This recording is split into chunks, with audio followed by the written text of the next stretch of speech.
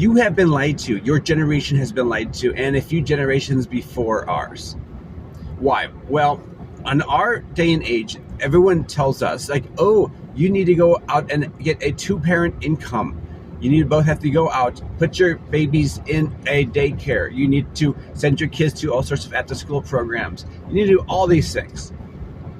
They need to be socialized. They need to, whatever. You need that income. You need to be that, top of the line, best employee, making, whatever. I'm not saying don't make good money. I'm saying do make good money. But my point is saying this, is that you don't necessarily need those 2 parents outside the home working. There's many options. On my Facebook iApologia page, I go break the numbers down a little more. So if you want to learn more about that, go to there and check that out. But I want to talk today about not so much the numbers, but the social, psycho, and spiritual side of this all. Is that when you as a parent,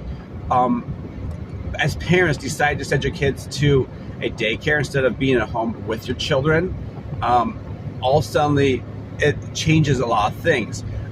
Kids are not as attached. You need a good attachment with your children. It's a very powerful thing. It causes other things with the mind and stuff like that. That's not helpful. But more importantly, spiritual. Like, how are you going to transmit your values?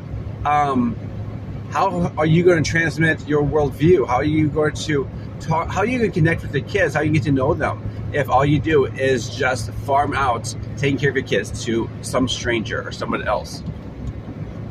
You should be the primary. You and your partner should be the primary caregiver for your children, period. Now, you're like, okay, how does that happen? Well, it happens all the time.